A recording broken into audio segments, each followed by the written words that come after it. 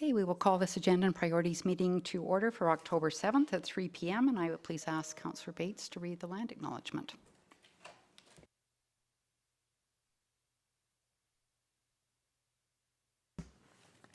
The town of Innisfail acknowledges that we are meeting on Treaty 7 territory, the ancestral and traditional territory of the Blackfoot Confederacy, Kainai, Piikani, and Siksika, as well as the Tsuut'ina First Nation and Stoney Nakoda First Nation.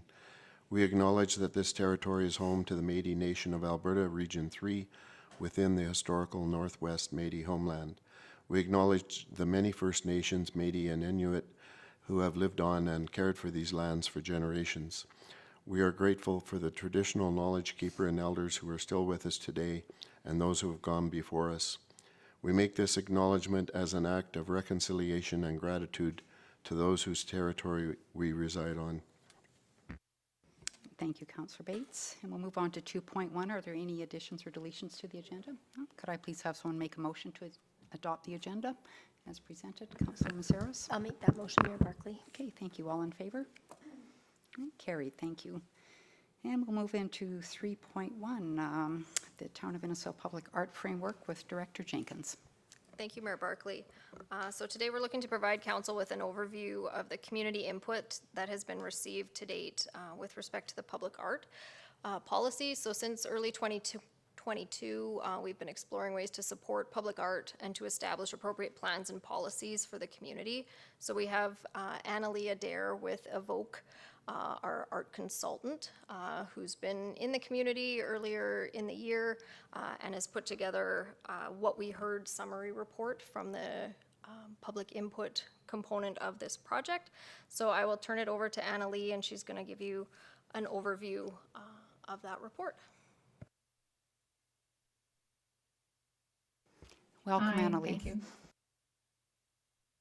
Hi, thank you for having me at this meeting. I'm really enthused by the participation that we had in the community conversations, and we were lucky enough to be out there in June. This PowerPoint is merely a summary of all the input we had. We went into further detail with the cultural community on the in-person, and we also did a public survey through your website. So this report to you is an analysis of all the feedback, and then there's a document that is a full report that has attached all the survey questions and answers from all of the interviews and community conversation sessions that we did in person, as well as the public survey that we did. So I won't take too much of your time, but I just want to say that there is a great amount of support for public art in your community, and that's both through the community conversations we have with the cultural interest holders, as well as the general public through the survey. Could you bring up or is it on? I can't see it if it's there. I can't see the PowerPoint if it's actually on the screen. Yes, it is on the screen, sorry. Oh, okay. So are we just at the cover page? Sorry, I can't see it at all. Yeah, she's on to the second slide, the timeline slide, but. Okay. So we try to, as much as possible, provide you with services that are within the scale of your community and budgetary concerns as well. So we understand that perspective, and we work in small and large communities. So the timeline for this is fairly tight. We hope to come back to you in December, and in between that, we will look at having those conversations with staff. We'll also go back to the community and co-create the development of policy and plan recommendations with community. This is the way we work. So that timeline is there for you. It could be extended a bit, but it seems to us that we can probably come back to you in December with a full kind of recommendations. That's our timeline. The next one is, I'm just going to bring this up on mine so that I can keep up. Just a sec.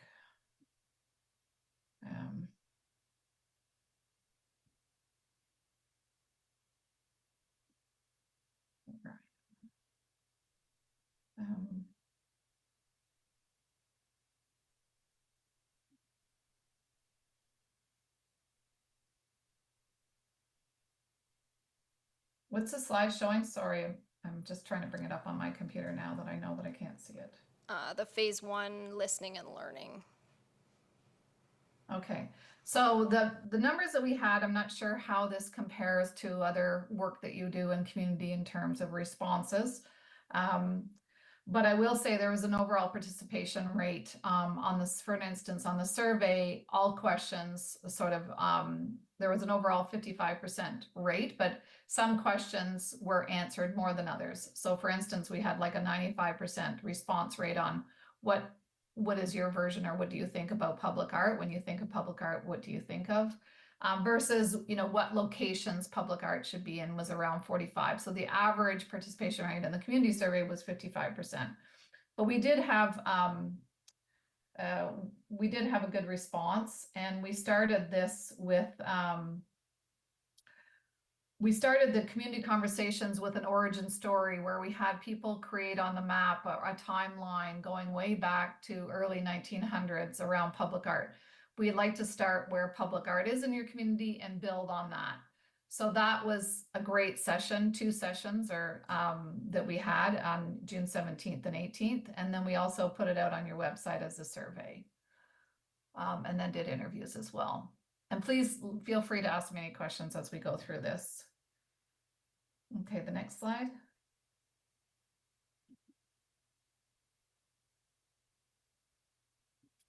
I still can't see it. Sorry, I'm sorry about this. Just a sec. So we're just on question 1. So the first question we asked is what comes to mind when you think of public art? The interesting piece here is I think most people recognize public art in the community as murals, and therefore that's the most familiar to them. But interestingly enough, and this is done through an analysis of responses, and the largest ones, of course, are the largest words or text there are the most responses. People also see public art, you know, veering out of the visual arts into performing arts, music festivals, gardens, community. So it gives you an idea that there's a stretch there with the community that we can look at for your public art framework that goes beyond just murals and installations.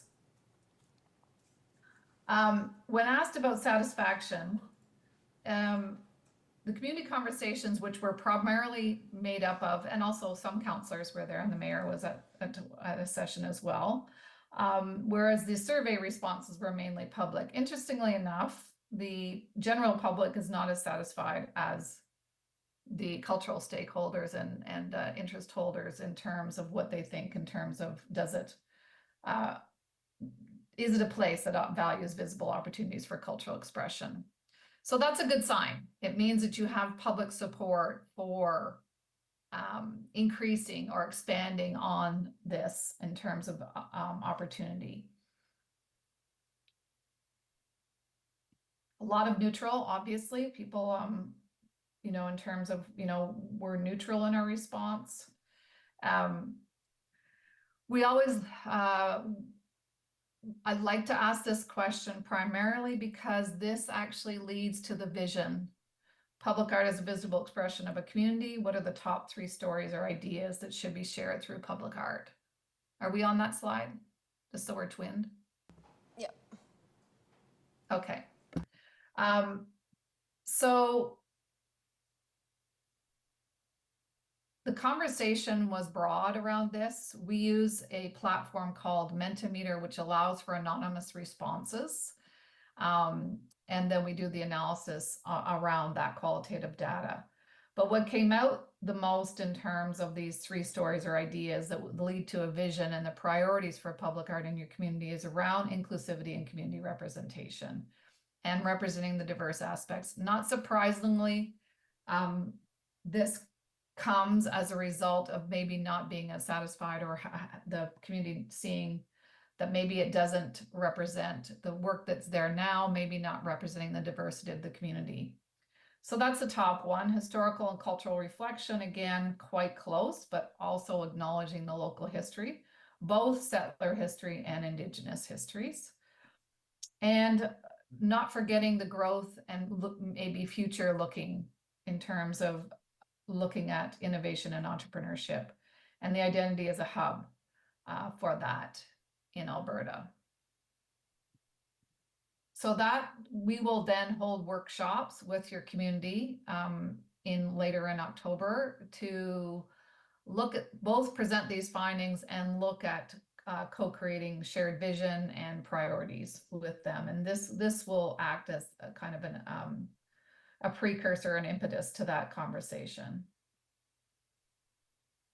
The next one, please. It's around the benefits. We wanted to see what people actually value as a benefit of having public art in their community. And beautification, community pride, community connection and engagement, creativity, but those kind of came out evenly around that. But I think obviously going together, community connection and engagement seems to be a big piece of this and other responses as well. As I say, you're just getting the summary report of all the responses, but the community connection and engagement was prominent throughout those conversations, interviews that we had in the community.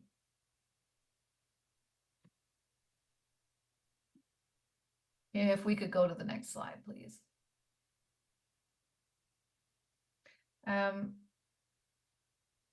We asked this question to see, to actually get a benchmark, because that provides an opportunity for us to work with the community on scale again, in terms of where do you think you're at, and taking some, not baby steps, but taking steps to improve that. To say, where are you on that kind of continuum of how the visual landscape looks and how your diversity, the diversity of your community is changing from maybe what it was, 10, 20 years ago. So overall, there's a low level of strong agreement, and people, don't feel that it's reflecting the diversity of the community. The next one, please. And when we get to the Indigenous story and reflection on Indigenous communities and their stories and histories, again, people are seeing that, there's room for growth or expansion in this area as well, in terms of public art being a vehicle for the community to kind of share or storytell around those histories as well. And we'll go to the next slide. So moving into kind of like future thinking in terms of, instead of benchmarking and looking at current state, it's also good for us to know, okay, here's where you are, but where do you want to go and what do you want to see? So what types of public art projects would you like to see in your community? Obviously more murals, but maybe those murals would be more reflective of and diverse of the community now. Sculptures and installations, themed art spaces and festivals. Festivals came up quite a bit. There's a lot of celebration in Innisfail. And creative public spaces, so maybe more integrated into the spaces that you're developing, either downtown or in other areas. Community gathering spaces. So the idea here is to sort of not disregard the importance of having, murals in downtown and etc., but expanding on that to more aspects of what's possible in public art and how that might be integrated broader into your civic planning and your projects, let's say through the parks development or through the MDP, starting to integrate the language and the concepts so that when you are developing your downtown, whether that's, a strategy for downtown revitalization, etc., that public art then becomes an integral part of that planning mechanism. And you can better integrate that into some of your broader planning objectives. So they're not just standalone pieces anymore in terms of that, but they actually, give you an opportunity to share stories and histories. The next slide, please. So asking about barriers and challenges so that we can address the barriers and challenges that people see. in terms of public art, what are they? Funding and financial constraints. Again, we're conscious of scale in this community. Maintenance and upkeep, who's going to look after it and how are we going to deal with that? And lack of policy and direction, which obviously this exercise should assist that challenge and barrier by putting into place some policy and strategic direction around that. And then getting people involved and participating, obviously differing opinions and acceptance, vision and cohesion. With some guidelines and framework, it'll allow you to make decisions that are equitable and transparent and accountable to community in this way. So that's what we're hoping the framework will do for you. Next slide. We like to also ask what resources and support, because it's not always just about the money. And that was, this interesting in terms of the overall response to this being community engagement is, was the top priority for resources in terms of that. So that should also be a priority in this framework.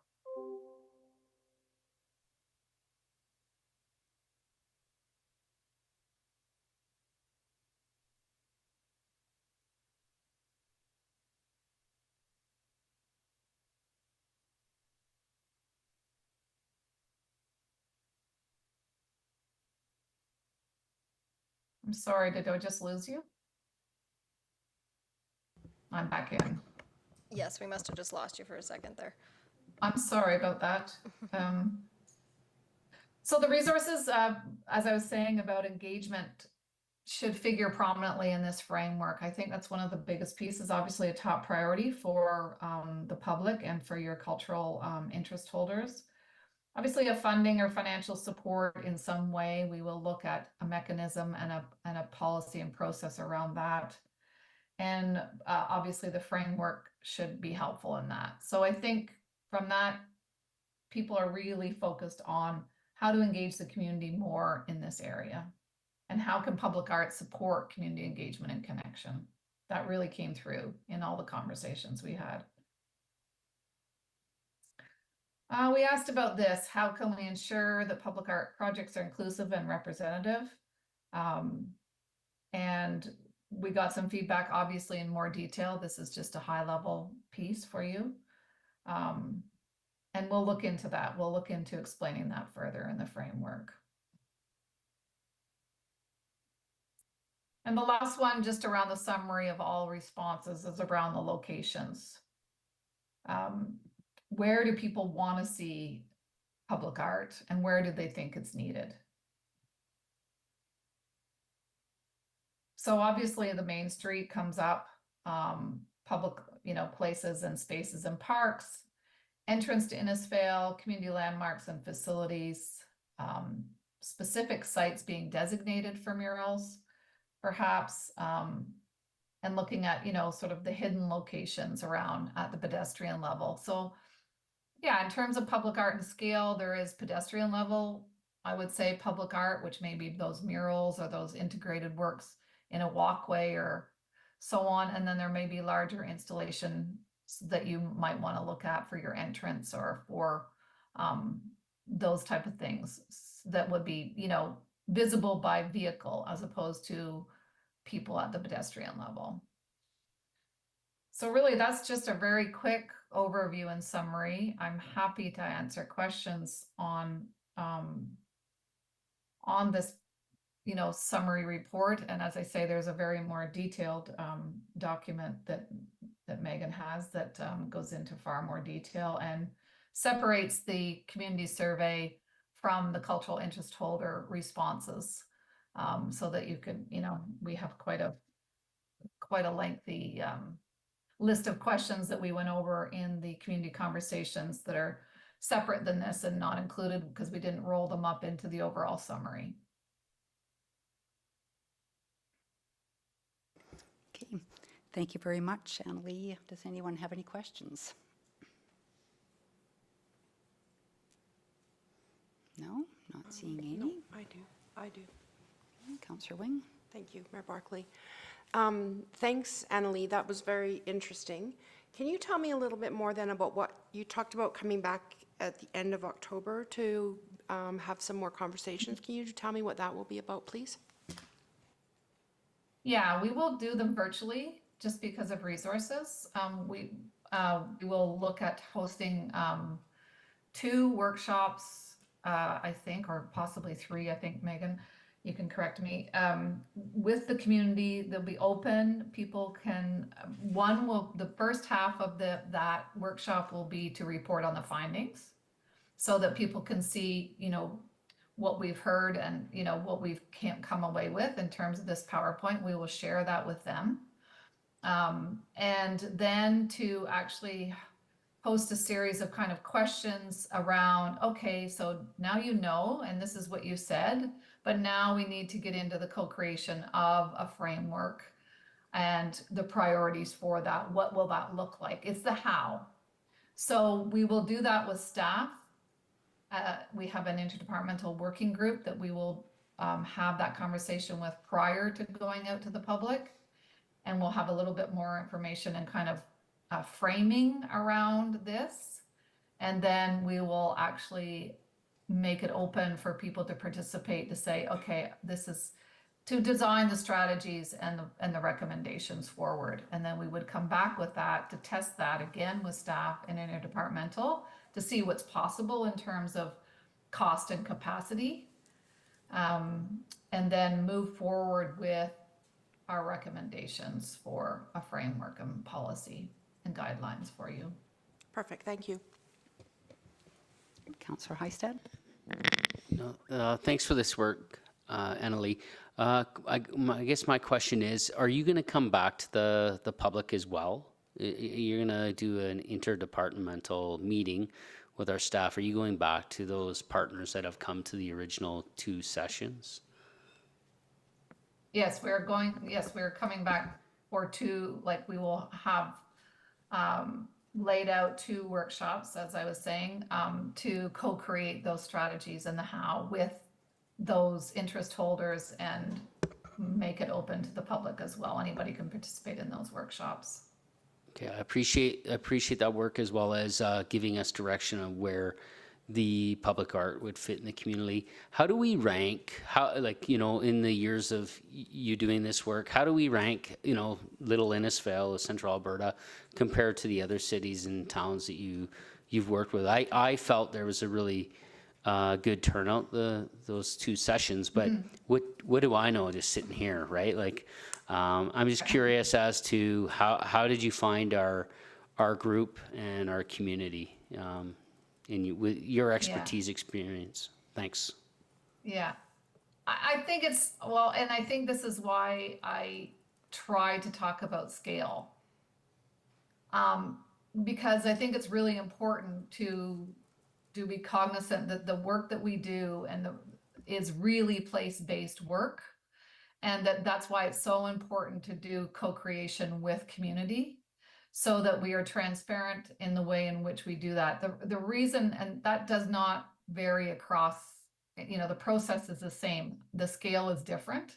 What is possible in, Vancouver or Ottawa, is not possible in Innisfail because of the scale. However, the program components that might work for you in Innisfail wouldn't work somewhere else. And it seems to me that from my observations from this community, they're really enthusiastic about the community engagement and community gathering space and the opportunity for connection. So I think that's going to be where we would start, is that how can a public art program provide this opportunity for community connection and gathering, and what does that look like? And so those ideas need to come from your community, so that it may be that, there's more emphasis on temporary public art that is more, gives more opportunity for gathering and like performing and visual arts to happen through, through that type of program, rather than commissioning, one work of art with one artist. it seems to me that some of the challenges that have been had, or that I understand through our community conversations, is that there are opportunities for artists, but not all artists are as well known as others in the community. And so we want to be able to ensure transparency in terms of equity. And those stories aren't exactly, they're not all equitable in terms of what's being seen. So the idea would be to make visible those stories, and that doesn't have to be, visual arts necessary. It can be oral storytelling. So I just think that the focus of the Innisfail program and policy and framework has to be conducive to the community voice and needs that they've expressed through this input. And that's what I'm getting from the community so far, is that community connection and gathering is a real piece of this for them. And the actual, what that might look like has to be co-designed with them. Does Councillor that Wing? answer it? No, that's very good. Thank you. That was a lot of detail. Thank you. Councillor Bates? Yeah, that's Councillor Bates. I just, I went to the first in person, and I guess I'm curious, if you were to have to guess, how many of the people came to the second one that would have already attended the first one? Just curious. Oh, no one. Except for staff, I don't think we had any repeats. Did we, Megan? I don't recall. Did we? I only came to the one in person. I was away for the second one, so. Okay, I was just curious. Yeah. And then if we have two, like, Very different groups, I will say, sorry. I will say there were very different groups and a completely different set of answers. Not even remotely the same. okay, thank you. Sorry, go ahead. And then how were the personal interviews determined? Like, were those people that had come to the in-person? Yeah, somebody who couldn't make it, and then two people who were there requested further follow-up.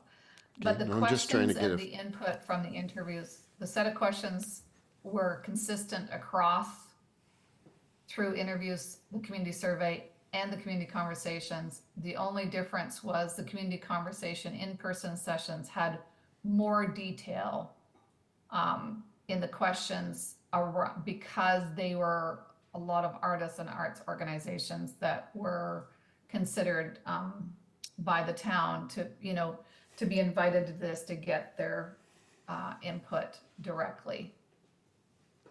Okay, and then when we do the ones in October, I'll certainly make sure I get to one of them or on to one of the virtuals.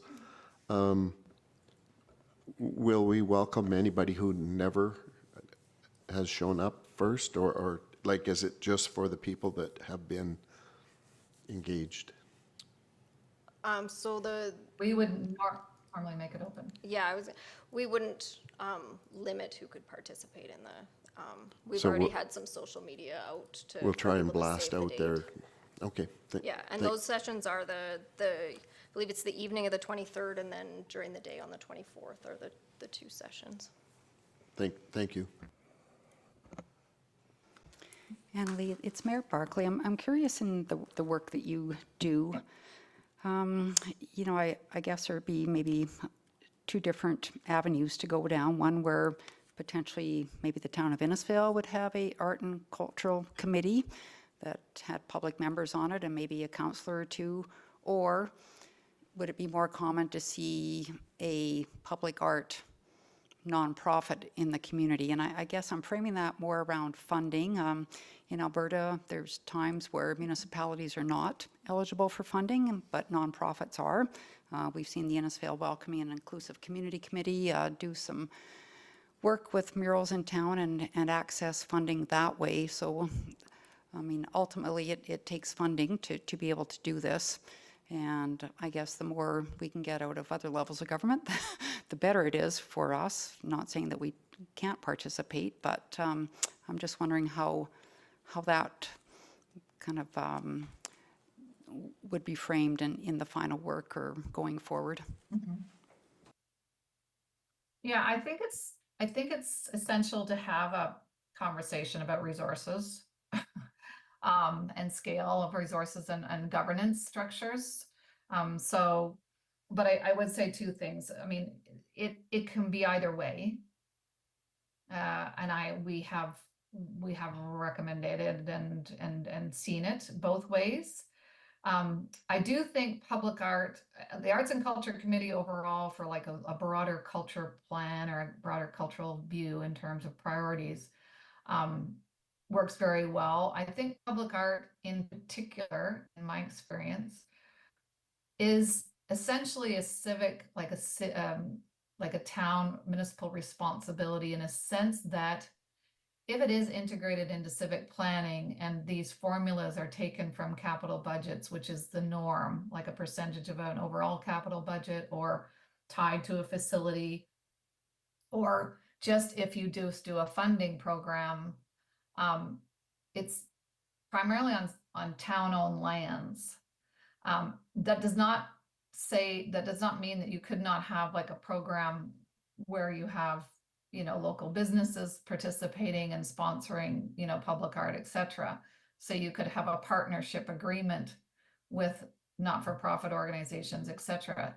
You could also farm it out so that, as you say, a not-for-profit organization is that you offer a grant to an organization to provide the funding and the program parameters around this. So it really, yeah, I think it just needs more conversation and what works for your administration as well. That's why I think about cost and capacity. What is the capacity of town staff to be able to administer something like this versus a not-for-profit in town? And I think it's very much this program or these, you know, policy and the framework has to be something that works, has some quick wins in the community, and is not so overly designed and broad that you don't see any results. No, thank you for that. I even think about we have a facade program where businesses can apply for funding for 50% of storefront improvements. And, you know, you wonder if something like this could be worked into that, where maybe somebody's interested in putting a mural on their building as opposed to doing the storefront. And because I don't know that program is over prescribed at all at this point in time, but.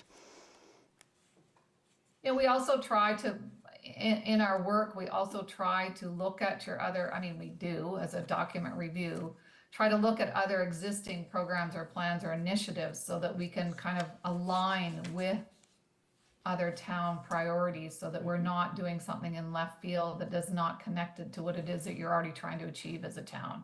So this should also be aligned with your strategic priorities and with your planning priorities. And that, for example, that program that's already existing, how can we amend, or, you know, how can we also look at bylaws that may make it easier for people to, you know, reduce some of the barriers if people want to do some work in the community, even if it's self-funded or, you know, funded by another entity. Are there barriers that we could look at in terms of that to reduce the barriers for people to be able to do temporary public art downtown or in public spaces? That's all, and that costs us, you know, the town no money, but it is just a procedural piece that makes it easier and reduces that barrier. Okay, no, thank you for your answers and thank you for the report. Anybody else have any questions? I don't see any, so I'll just have somebody to make a motion, please, so we accept the report as information. Councillor Heistad. I'll make that to recommend this council accept this report as information. All right, thank you. All in favor? Okay, carried. Thank you, Annalee. Okay, thank you very much. Have a good evening. Yep. Okay, that was great. We will move on to 3.2, strategic priorities with CAO Becker. Just quickly, Mayor and Council, just there for your reference, if there's anything you'd like to adjust or change or ask questions on, please feel free. If otherwise, just accept as information, please. Okay, any comments? I don't know, I'm wondering if we could see some more strikes through some things that we've accomplished, like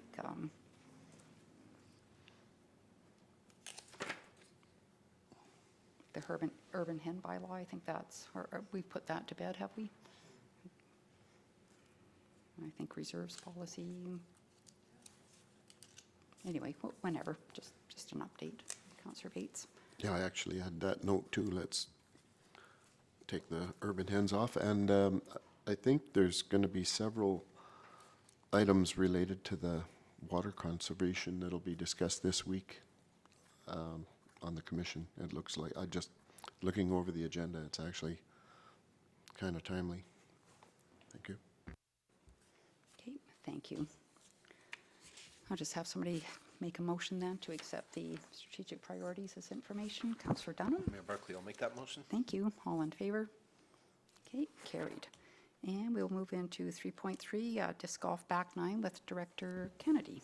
Thanks, Mayor Barclay. So yeah, back on September 19th there, we did meet a number of council, and the mayor met with Kinsmen to do a little walkthrough of the proposed back nine. So part of the next steps was to just meet with everybody and gather some feedback in regards to your thoughts, areas that I can take back to the Kinsmen Club before coming forward.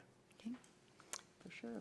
Okay, anybody have any feedback that they would like to share? Councillor Bates. Well, I did go on that tour, and I guess the observations that I had, I did see a couple of areas that as I go walking back there and looking, there's sort of what I call some major paths and some minor paths.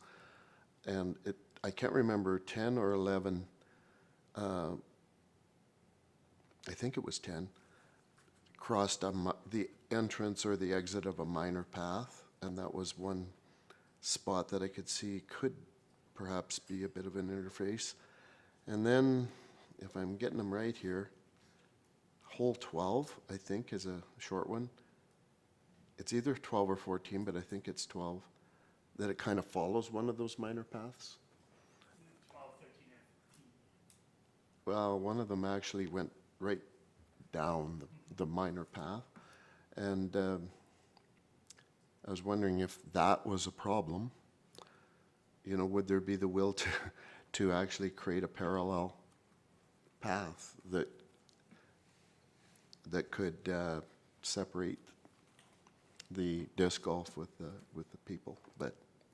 And then, so those were the two that I saw. The other question I have is, with the current front nine, do we have significant problems, and can they be categorized as being where there's a crossing or whatever? That's all I had. Okay, thank you. And Councillor Heistad. Thanks, Your Worship. The only one that I had seen was, I know in the first 1 to 9 holes, there is some crisscross with some of the walking paths that I recall when I went out with CO Becker and Mayor Barclay. I think it was Your Worship to Councillor Bates. I think it's the 12th hole there that's parallel. That's what I recall in this back nine. That but I also look at I asked the question when I went on that first walkthrough and the second walkthrough, is the culture of disc golf is making sure that nobody's around and they're not shooting or they're not throwing the disc as people are in the pathways. And I think that is a takeaway that I've taken, doing these tours in the last couple months. And the other one's the bottom holes itself. They're kind of in a rough area, which I felt it was an area that wasn't highly utilized in that public area as often as you see with the public utilizing that area. It's kind of rough around those holes. So that may be a bit of an issue, or how do you flatten that out where it's a little safer? That's how I was looking at that personally. But I appreciate the walkthrough. I think that was a good exercise for us, depending on where we land on this project itself. But I see so many people going out and engaging in this sport, and I think it's been good for Innisfail. That's my opinion, but that's all I have. Thanks. Okay, thank you. Councillor Messaros. Thank you, Barclay. I also went on the tour. Yeah, I agree with Councillor Heistad. The one area that I was thinking about was the 11th tee and just how, or the 10th and 11th, and how close it is to the park and the playgrounds and everything. It's interesting looking at it again, at the aerial view, now that I've been on the tour, and the 18th, 17th, 16th, 15th are quite close together, and I'm just wondering, given kind of the, I don't know, I don't want to call it clear cutting, but I think there's like a 6-foot swath that goes across with each tee. Do you think that we as a council should get advice about what this is doing to the ecosystem there? That's my question.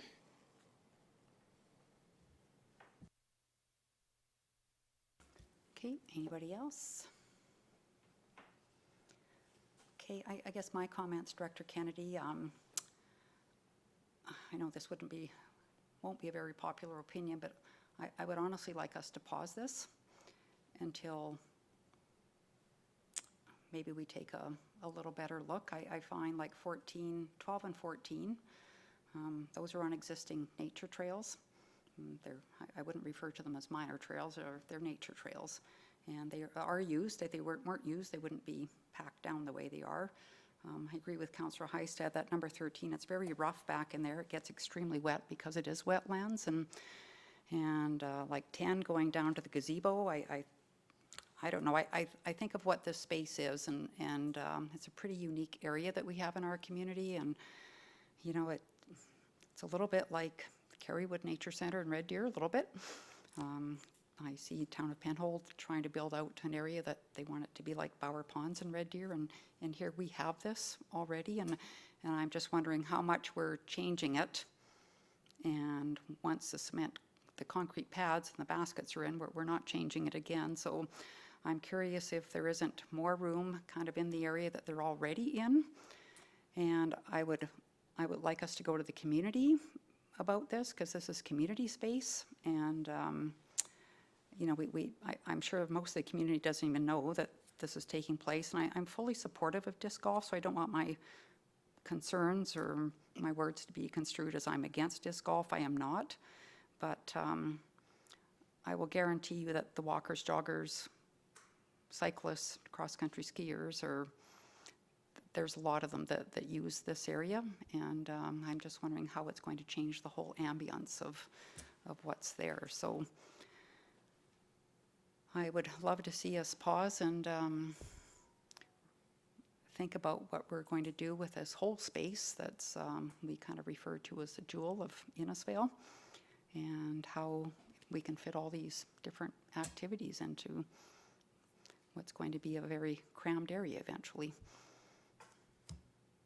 I also look at Alberta Parks and Recreation Annual Report Survey, and like the #1 activity in there by far is walking. And it's walking in nature and nice places, and so I look at that. I look at our strategic plan. We use words like environmental sustainability. We think about Indigenous and how we're going to maybe carry some of those ideas forward. I know there was a recent email going around about some opportunities with maybe through Indigenous culture about enhancing natural areas through that lens, and so I think there's a lot of things that we need to discuss, but just my opinion. Any more? Councillor Heistad? Yeah, thanks, Your Worship. I don't know if it's a pause, but I think there's maybe there's an opportunity to know if there's any data on people being, hit from the disc golf, in the 1 to 9 area. I personally, I thought it was a really cool idea when the first, the first rendition of the 1 to 9 had come out. As to the back 9, I think that maybe there is some, overview of where we're going with this. And at the end of the day, we're already in October, so this may not even get done in the fall. It may be in the springtime itself, but it may be another opportunity for some of us that weren't on the first, 1 to 9 to see what is already transpiring. I know on the weekend, I just, observed they already had a tournament with some of these baskets that are kind of moved along, and then they run a tournament as well, where, trying to have that balance of disc golf as well as, having that flexibility to moving some of the baskets may be something that we may want to look at. At the end of the day, I think it's a positive sport. It's pretty much free for people, which is a good thing in any community. But maybe we take a look at the first 9 as well as do another run through and take a look at the big picture that way. But I'm supportive of this sport, no matter where we go with it. And we're already in October, so I don't think a pause. I think we need to look at the holistic piece and how do we make it fit within the walking trails. We got a dog park in there, which is very popular as well, and a lot of movement in that area. So that's where I'm at right now. Thank you. Just add one more thing and then I'll be quiet, but I also wonder about the interaction. I know we have festivals in the park, and the space that gets used, or stages, there's all sorts of things that go on all through that area on the west side of the cookhouse and down to the gazebo, so that's a concern too. But Councillor Bates? Yeah, I think I already kind of gave my opinion, but 2 more thoughts come to mind. Well, I still was looking if someone could give me feedback on the front 9, whether or not, we've had significant problems.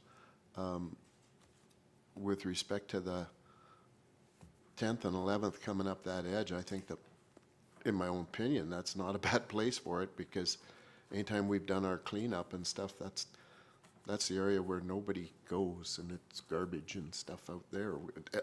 When I want to find some paper to clean up, that's where I find it. But I would like to know what the front 9 has produced. And Councillor Heistad, was you said there was a tournament on the weekend. Is that why there was so many vehicles parked down by the old? Yeah, they had portable baskets around the old dump site, and actually it was, in some communities they used those. They use them at Red Deer College. They were doing the same thing. So these were portable.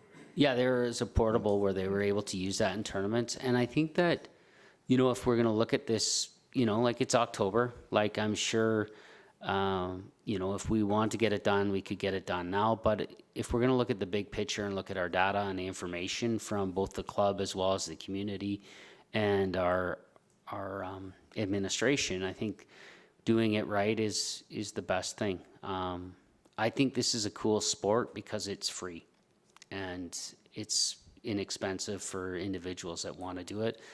And we want to make sure that the area is utilized to its max, and yeah, that's where I'm seeing it right now. But I think I'd go back to Councillor Bates' comments.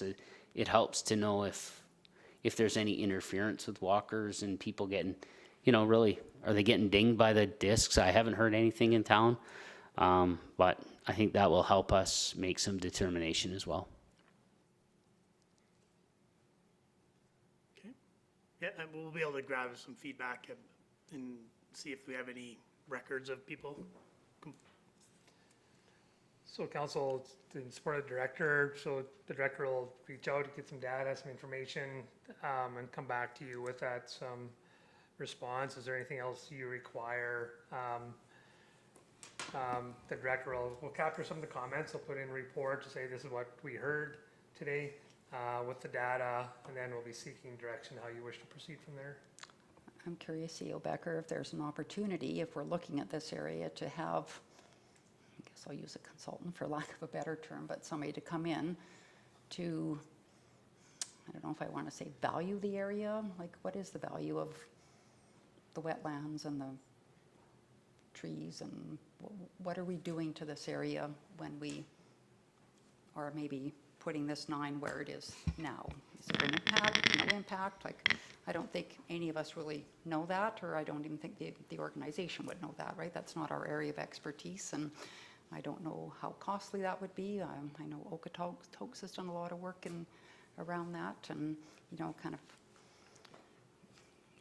I guess, somewhat protecting this space, because once it's gone, as we've talked before, it'll be gone. And so understanding that biodiversity that's in this space, and the ecosystem and the wetlands and all that kind of stuff. So is that a question? That's a question, yeah. Council can seek whatever information you wish to seek. What comes to mind in the dialogue is what do you want in that space? That's really the question back to council. Is there blend opportunities, nature and passive activity? Or is it more on the nature side, or is it built out more, community activity? Like, it's really, you're the ones that set that vision. Yeah, but you can find out whatever information you wish, what you're seeking for. We can certainly find that, but certainly council would have to give that direction. Councillor Heistad? Yeah, thanks, Your Worship. I don't believe a study's gonna, like on the biodiversity piece, I didn't see, and hey, this is not my expertise. I'm just a guy sitting on council, observing, going through the steps of observing and doing the field trip with some of our administration. What I see is an enhancement to the area with minimal damage to the area itself. I look at it as, maybe this is where we go back and check out the whole thing together. I'm Mr. Field Trip guy again, but I think it's going to help us make a determination rather than spending, we could spend money, $20,000 to $40,000 on a study that may give us some really good information. But, my first crack at the first 9 and that, it seems to be working the way it is, and it's been a positive to the community. If we're looking at the back 9, then maybe that's not a pause on it, but looking at stationary, maybe if there's tournaments going on, we're able to use the portable side of things, where we're working with groups like the disc golf community. But I do think it would be a minimal impact on that area. And that's how I'm looking at it. This is just one guy. Thanks, Mayor Barclay. Councillor Messaros? Thank you. One more question to Director Kennedy. When we were on our walk, on our tour, it was mentioned that this kind of course would bring in like a nationals tournament or a nationwide tournament of maybe 1,000 people at a time for one of those tournaments. Do you think it would be possible to get some information on, well, how many tournaments do you think we would end up hosting, and how many people would be in that area at one time? Okay. Some kind of a forecast. Yep. Councillor Wing? Thank you, Mayor Barclay. My apologies to council. I was not able to attend the tour. I was at an RDR MUG meeting in Drumheller that day. So I really, if there's an opportunity to go back out and have another walk around, I would certainly love to have that opportunity. I guess my only 2 thoughts are, when the first 9 were planned, from what I've been told, there was always conversation around another 9. So I'm wondering what happened in that planning perspective, and I appreciate that's a few years ago now. And from a consultation perspective, I value the Kinsman Club and the work they do, but they're not the disc golf club. And so when we talk about designing the course, the Kinsmen did not design this course. And so I would really like to have a conversation with the people that use it, and they would be able to certainly provide more information on tournaments and that kind of thing. So while like I said, I value the Kinsmen, it would be good, I think, to have a conversation with the people that run the tournaments and that are using the app, coming up with the data, all of that kind of thing. So that's just, I don't want to see it paused just from the perspective of if there's more information we need to seek, we need to find, then I think that should be a priority for us. And if it's too late to get it done in the fall, then first thing in the spring would be ideal. But if not here, then did we sell them, or did we not sell them, but did we tell them that we were putting them in a landlocked spot with the first 9? Because I know, well, from what I've been told, there was always conversation around 18. So thank you. To Councillor Wing, I guess. Yeah, the original 9 package that they provided us had the back 9 shown, like very similar concept to this shown in the package. It was never approved. It was always for conversation and approval in another state, but this was similar to the proposal they had originally proposed on the front 9. Okay, but we never ever then said to them, yeah, probably this won't work. Do you have an option for another back 9? We never had that reviewed it or conversation. assessed it. Okay, thanks. Yeah, council never saw the back 9 plan until now. Councillor Dunham? Thanks, Mayor Barclay. I unfortunately wasn't able to attend the last time that y'all went out, but out in the community, I've never heard any issues on the front 9, any hikers or any conflicts between them. Obviously, where this back 9 is going into is a much more used area. I think it's great that we have mixed-use areas. I mean, obviously, there's a number of different festivals and things that go on down in that area as well. However, I definitely would like a little bit more information as well of what everybody's been mentioning. And a pause or whatever you want to call it. I mean, it's probably, as we've said, not going to get done this fall anyways, so it gives us probably ample time to get that information and to get a little bit more feedback on it. But I'm definitely going to go and take a walk here in the next few days and have a look myself.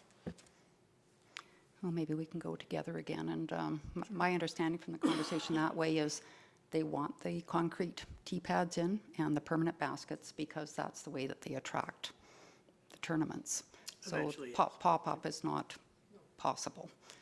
We'll gather that. I guess just in summary, I can give you kind of a feedback of what I heard.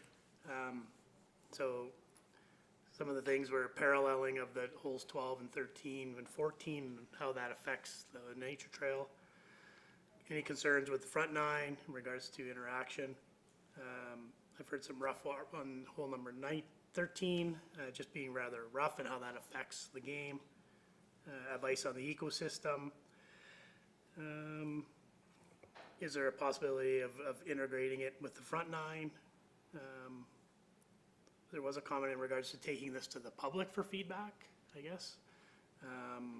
Portable baskets, interaction with festivals, and then how many tournaments and possible numbers that would generate is kind of the feedback I've heard.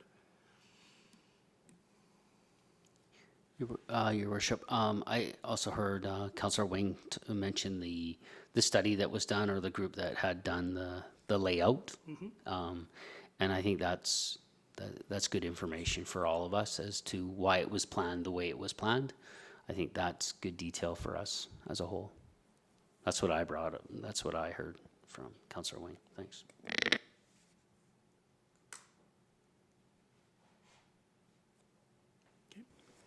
And I also, Director Kennedy, capture like number 10, that basket right down by the gazebo.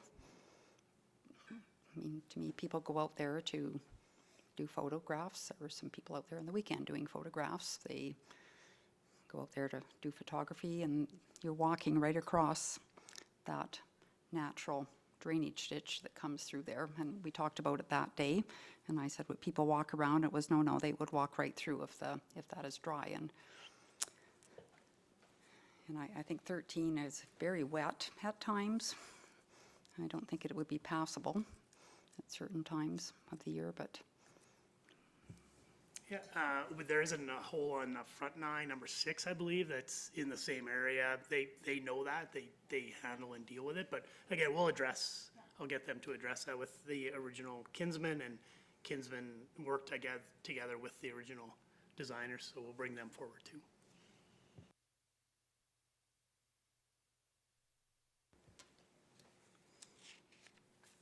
Okay, so we'll just have somebody then make a motion. As the recommended motion, please. Councillor Dunham. Mayor Barclay, I move that council requests administration to bring back a report for final review and discussion. All right. All in favor? All right, carried.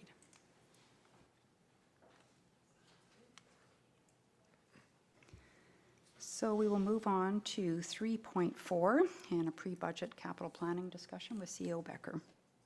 Thanks, Mayor Barclay. So ideally, we would have the full package of capital information before you. Unfortunately, that's not the case at this given time. SLT is continuing on with the capital and operational budget, but capital planning, this intent of this conversation is to have a conversation with you to start moving into formulating where council wishes to go. So again, could be a little bit bulky, could be messy, could be confusing, but we try to make it an easy conversation as possible. So this report includes 4 different documents. Basically, 3 of them are supporting information for you. Depends on if you wish to dive into those. That includes the midterm corporate plan, give you some indication of where council wanted to land, the midterm point of your term, asset management, reserves, budgeting for reserves policy is instrumental to understand the condition of our current core infrastructure, missing some information in there. The reserves policy is also a supporting document for council for target on making sure we have the appropriate investments now and moving forward. But we're moving into specifically the capital forecasting spreadsheet will be the focus area. Again, the intent is to moving into achieving council's philosophy, because there's so many different ways you can look at this. This is what the confusing part is. One is, we know through your planning information that asset management is dear to you. One of your priorities, the work of administration is indicating that we don't quite have enough. We don't have enough dollars to maintain current classifications in our asset management plan, which drives the need for advocacy and the need of funding moving forward. We do know we have specific items on the go. That includes the work of the Aquatic Center. We don't have details quite yet, soon, on projected costs to enhance the current facility and what that project may look like. We have movement in the solar projects and Napoleon South projects, of course, industrial park development servicing, etc. So there's a lot of moving parts into achieving your capital plan. But with that the intent is we want for council to move towards adopting a capital plan, more of a long-term plan, knowing that it's going to be fluid. So it's really hard to understand the future financial needs of the organization when we don't have indication of where we need to go for a core infrastructure and where council wants to go with some of the unfunded projects. I'll just stop there for a breath. I think that formalizes a few things as we move into the capital forecasting spreadsheet.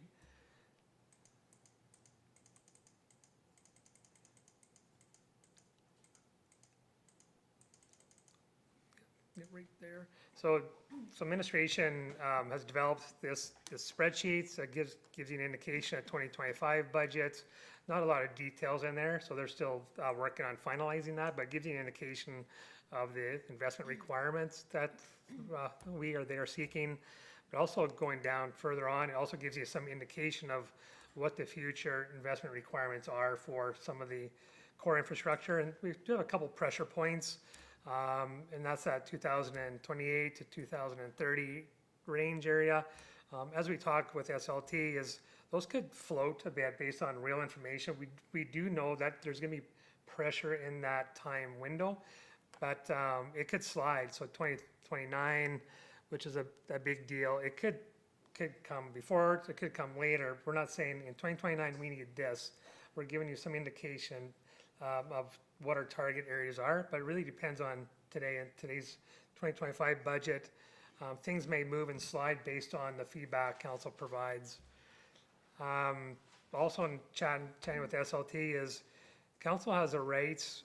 We don't want to come in, here's your capital plan, council, and move towards adoption. Is here's what we say, we think are priorities based on their assumptions, their data, their experience, their external support groups that are giving us this data and information, and a little bit from what the community is telling us too. But we have not heard from you, council. So you have a right to test SLT. Is what if we take away some of 2025 budget and slide it to 2026 and so forth? What if we put in some of these unfunded projects within?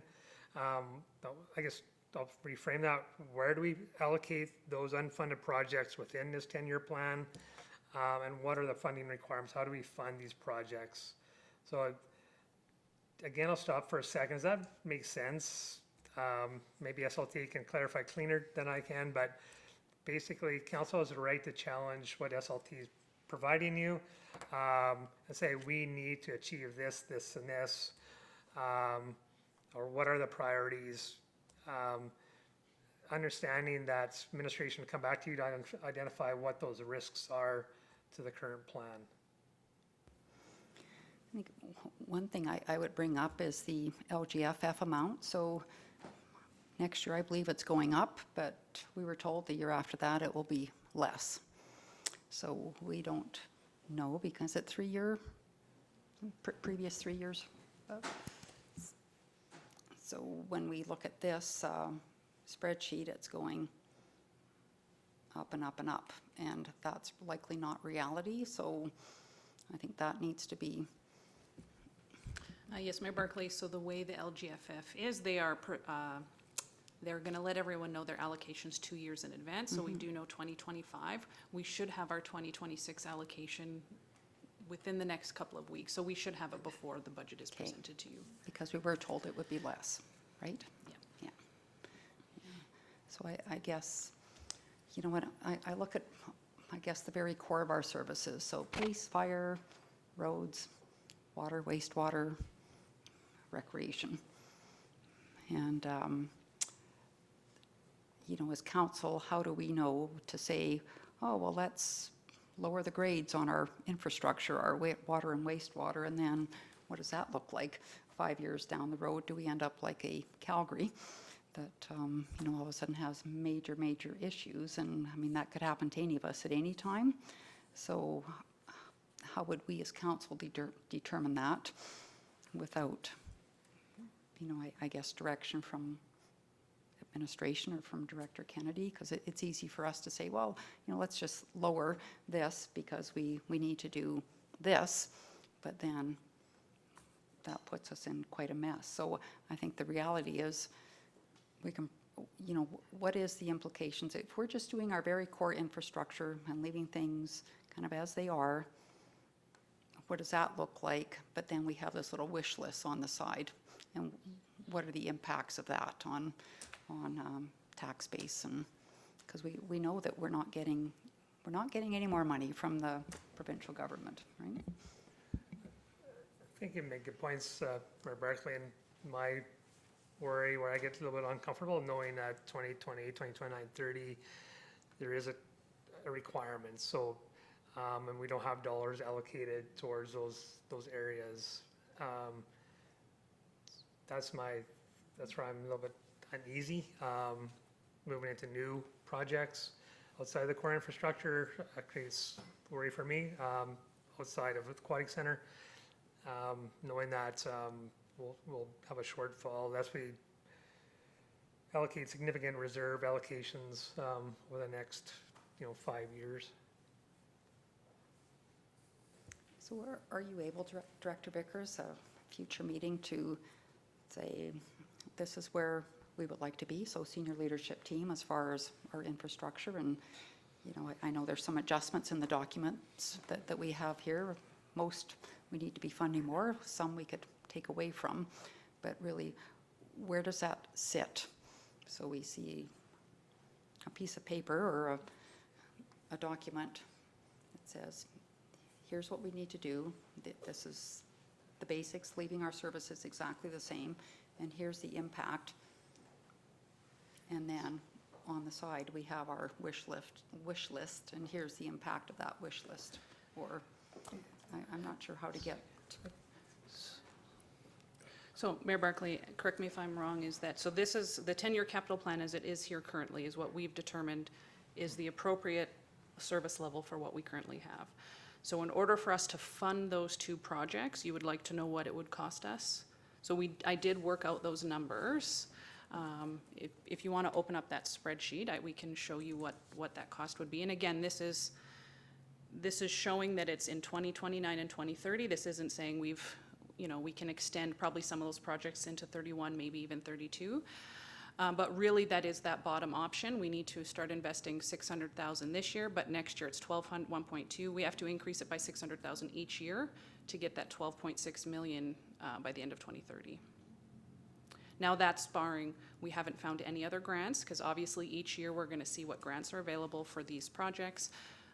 We would always explore debenture limits if that's also available as well, but we do have, most of our debenture limits is kind of earmarked for other projects currently. Okay. And I know one of the sessions we were at Alberta Munis, there was talk of the Canadian Infrastructure Bank funding, development costs, and loan was 2% as opposed to what the other rates are. So I'm wondering if you could also look into that as well, and we could get some information on that, because that's a significant difference. So Mayor Barclay, is there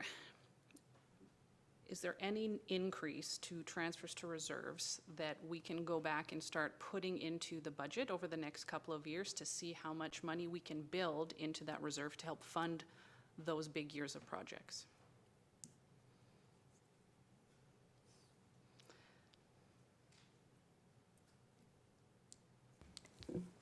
I don't necessarily have that answer today. Okay. It's probably back to us, but Okay. I think part of your question too, Mayor Barclay, was even to identify your priorities based on even the unfunded list is, to determine, are these still priorities of council? Which ones are, what are the rankings? And for example, say Dodds Lake parking lot, council may determine we want that project to advance, administration to take that away, or even a top three perhaps, and say, let's fund it, whatever window that is. And we can tell you what that looks like on how it's funded, what is deferred, what will not be the immediate priority based on that new priority. So that's a feedback. It's almost like scenario planning, but we want these projects to advance. So how do we do that? We can't answer that today. We'd have to take that away to come back to you. We can fund this project at this given year if we do this. Yeah, I even think that the Hazelwood School site, that's not necessarily driven by us, right? That's going to be driven by the school board if that needs to go ahead. Councillor Heistad? Thanks, Your Worship. Yeah, when I look at this list, I think of, the lighting, the trails, all those things. I think we've hit, most of them. There's an area there, I can remember we were doing our strategic planning session on recreation. And I know it's come up when we were explaining, we were getting a survey from everybody as what kind of recreation facilities that we were wanting, and the walking track had come up, or that kind of facility. And I know that we have rec and open space master plan, 125K, but I know, and this is, you guys gotta hear me out, I did mention partnerships in the past, like what kind of partnerships do we have moving forward, like if it's Penhold or Red Deer, where our citizens feel like they're part of our community, but they're also, they may be utilizing facilities in other jurisdictions, or we're looking at our own rec facilities where there is a field space or a sport place, you know, like a field house opportunity. And I know that the government had funding in the previous year, working with not-for-profits and other groups, looking at those options. So if I look at those miscellaneous projects, I knew it was on our listing of items that we were going to look at, but we didn't nail it down. I know this is a bit of a wish list and where we go. Example is the parking lot. Do we do the parking lot? Do we put it on hold? What are those priorities? But I just wanted to mention that as one of the highlights that I've been talking about in this past year. Thank you. Okay, thank you. Councillor Bates? Yeah, I don't want to divert the discussion from recreation if there's any more, so we aren't jumping around. No more? Just looking at that list, I think we need to look at the list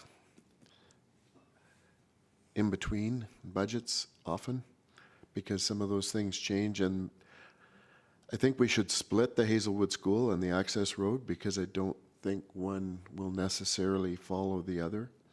And we may have to do the access road where we may not have to do the school. But I do believe we should split those. And then when new ones come along, somehow we have to revert back and look at this whole list. Last year, the bike park facility wasn't on there.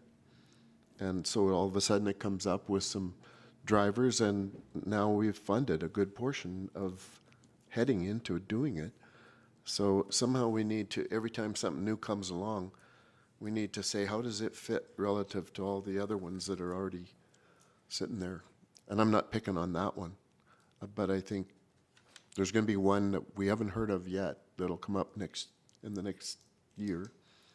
And so that one needs to find its place relative to the rest of these. So that's just some input. But I would like to see us split the school and that access road. I look at Hazelwood now. I was up at the entrance at 5 o'clock the other day. It's very, very busy. And I'm not sure what other building will occur in there in the next short term. There's not very many lots left. But I do get asked that quite frequently as a resident of that area by many other residents. When will we get another entrance so we don't all have to go through that one? And I think it would ease the traffic on 56th Street. I think it has all kinds of, and I'm not just pitching that because I live there. I think that's, I mean, we kind of discouraged 30-some lots down at the south end of town. The last time I counted, and I haven't for a while, I think there's 170 potential residences in Hazelwood right now, and they're all coming through one spot. So I think we have to look at that one. I think what stood out for me too, Director Vickers, at Alberta Munis, at one session I was at, is the expectation on a municipality to do the upfront development costs for new housing, which didn't used to be that way.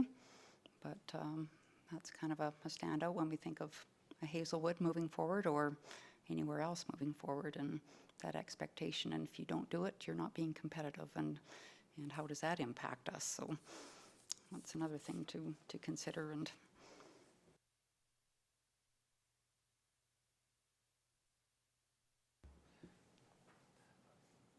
So right now, SLT Aquatic Center, obviously, right now is a target number of 10 million. How does this play into this document?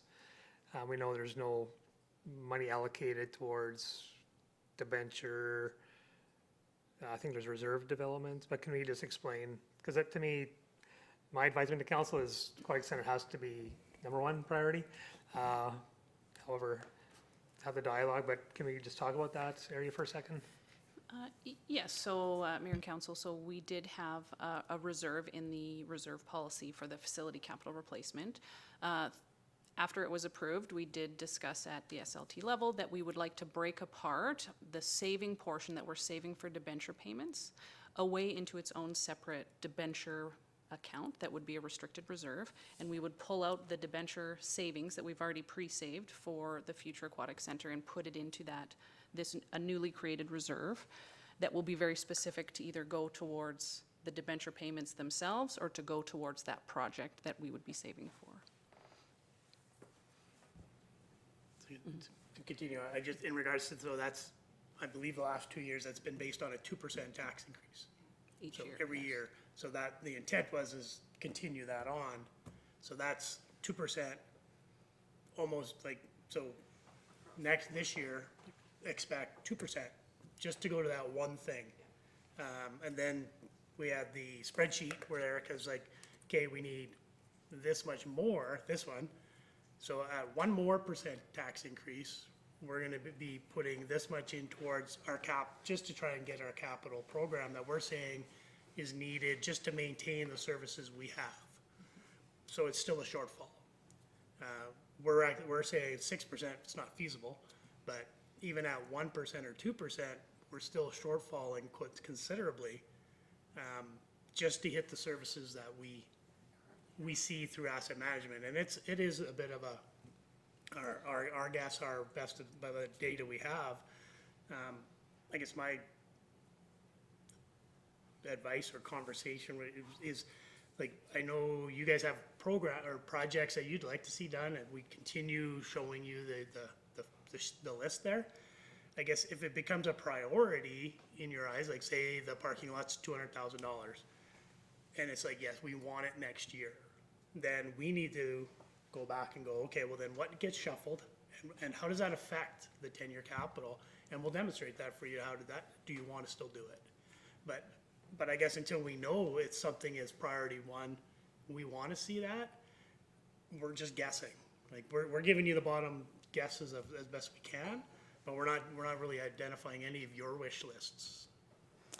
Yeah, well, I think the aquatic center has to be the priority at this point in time, and I think we'll know more about that hopefully in the next little bit and understand the implications of that. So I don't know outside of that.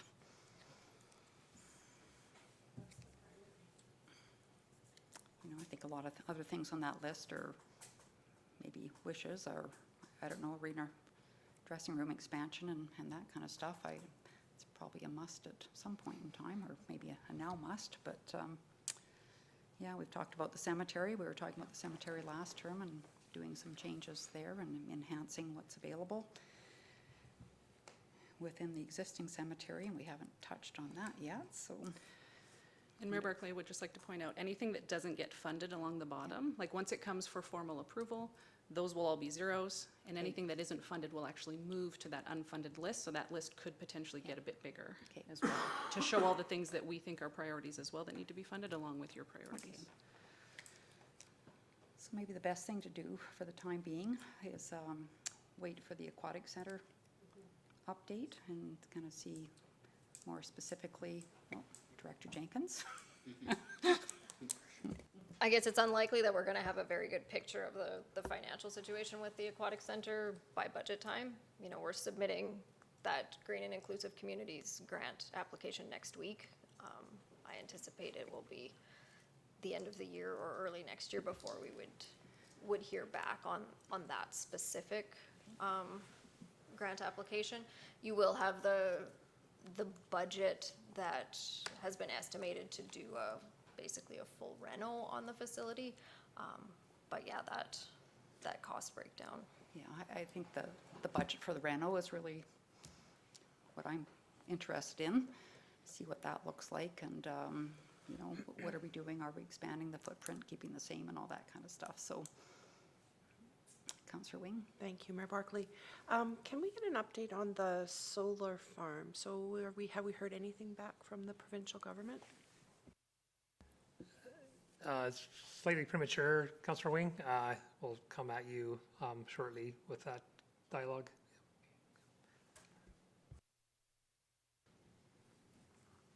So as we leave this, or wherever we're going, I would like to get a rough idea what it would cost, like what the split would be of the Hazelwood School and the access road, just because I do believe we're going to be driven to do the access road before the school site, but I guess based on the outline plan, phase 5 can be completed, so the next phase that puts us up to 200 residences is what the outline plan specifies as when the access road would be triggered.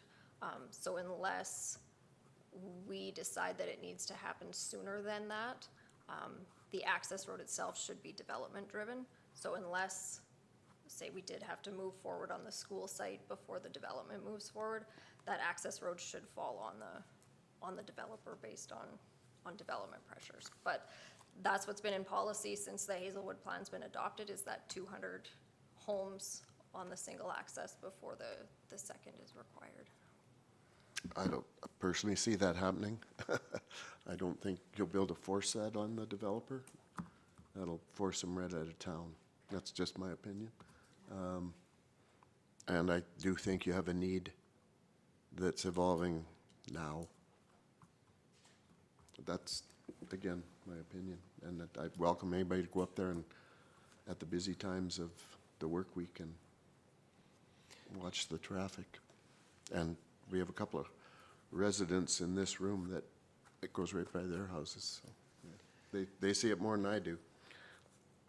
But I would just like to know if it's 3.5 mil, is 2 of that the school site and 1.5 the road, or that's all I'm looking for at this point. Thank you.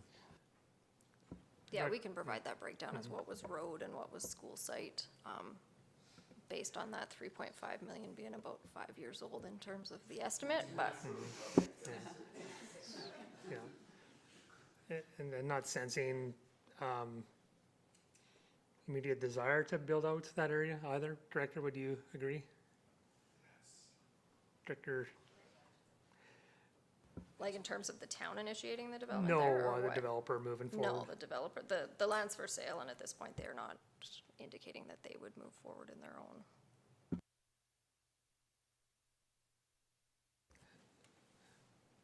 So again, it's not just Innisfail feeling these pressures. Obviously, you can see the challenges before you, on us too. But you see in media, a lot of conversation amongst municipalities on some of the strain they have and moving forward with their projects and operations. So we're not immune. We're trying to do the best we can to maintain core infrastructure, but also advance other projects. Yeah, no, I really appreciate this work that's being done, and I thought it was interesting last week. I heard a couple of very large urban municipalities were complaining that there wasn't enough funding for recreation infrastructure, so that was kind of interesting after Alberta municipalities. But anyway, we'll, so maybe, you know, going forward, we'll get some more information, and then Aquatic Center, of course, and maybe we need to, you know, have a meeting where we have our sheets on the wall and pick out our priorities and kind of plug in the top 2 or 3 and what we can afford, if anything. So I'll just have somebody please make a motion that we, as recommended. Mayor Barclay, I would move that council receive the pre-budget capital planning discussion report as information. Perfect, thank you. All in favor? All right, carried. And we'll move into 3.5.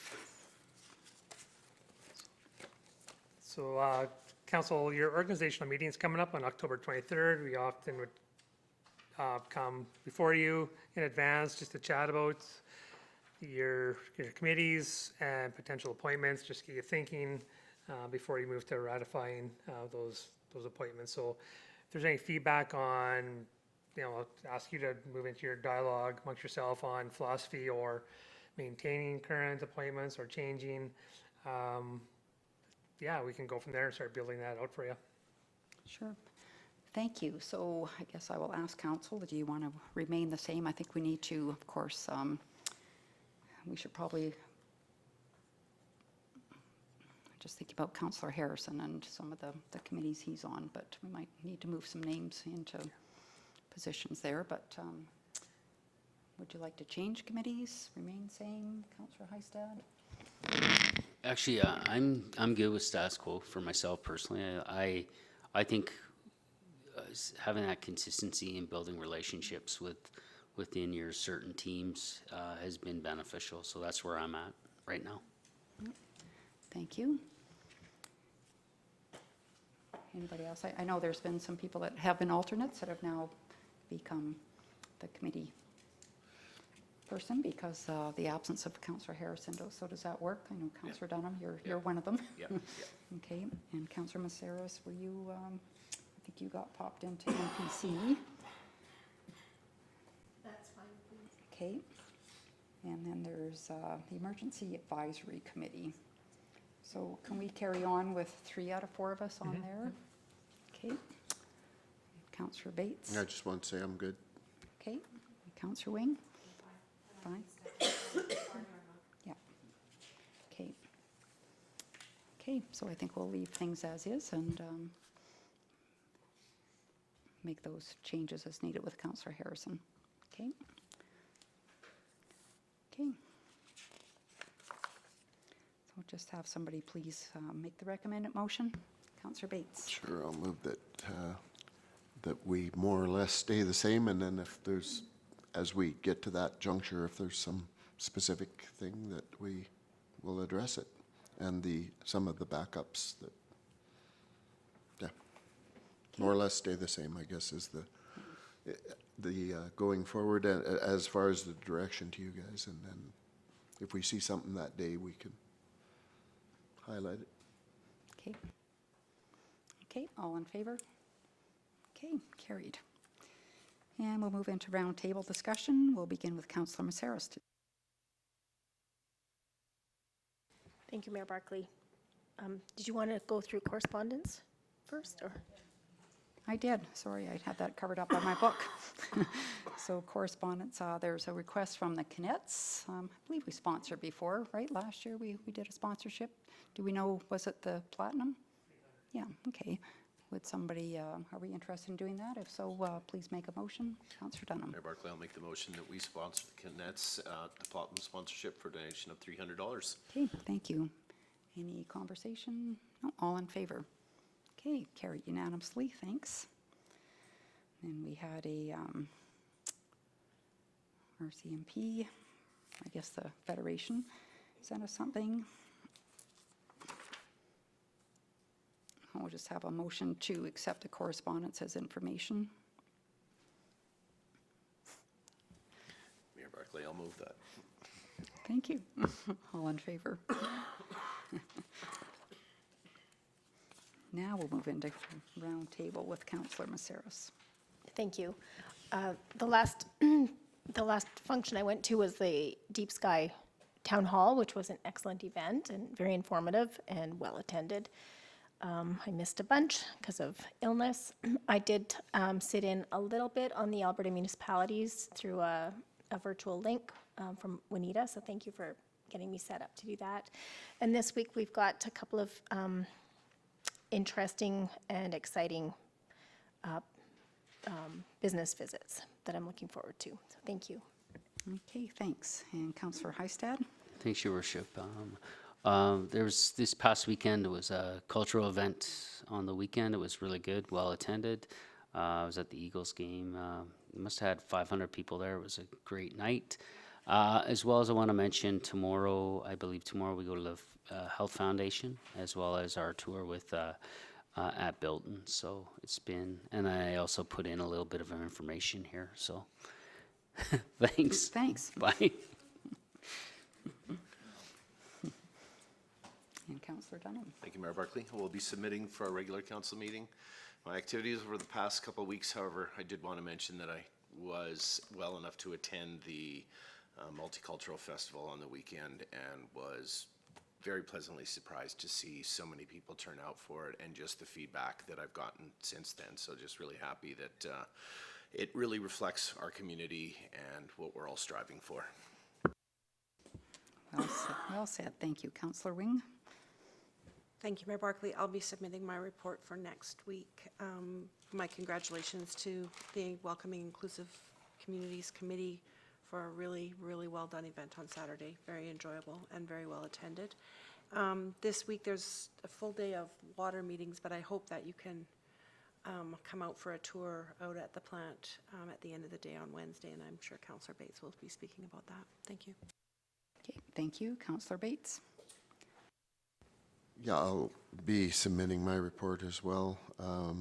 The one thing I did want to mention, yesterday the fire department community pancake and breakfast engagement was better than it's ever been with the exercise of showing the jaws and all the other tools they have on that car, and the little demo with the small house and how smoke and fire progress. Those were great. Yeah, this week, I guess I'd sort of be asking, I'm a little surprised myself that our commission, it looked like in that invite, they said council only. And did they invite admin? The invite that I saw just more or less said council only. I'm wondering if you guys got. No, we get to come if we're available. Well, I can try and make a phone call tomorrow morning and then via email let you know. But yeah, Wednesday, it's extremely busy for me in that we have an 11 o'clock meeting, budget meeting, so it's fairly important that we go to it. And then we have a 2 o'clock regular monthly, and we're going to be trying to do I'm going to be trying to, I've already told them that I'm going to leave and to structure the regular meeting so that some of the normal reports happen first, so that if I'm late getting back. But then there is this 4 o'clock open house, which at this point in time, I did get a message from Juanita, which I think was just that Councillor Wing was attending. Is anybody else already saying they're attending, or? I have a board meeting at 5 that day. Just trying to get a head count here right now. And had the tour. It's wonderful to go. If anybody's available, I would highly recommend it. We'll get a free hot dog and hamburger.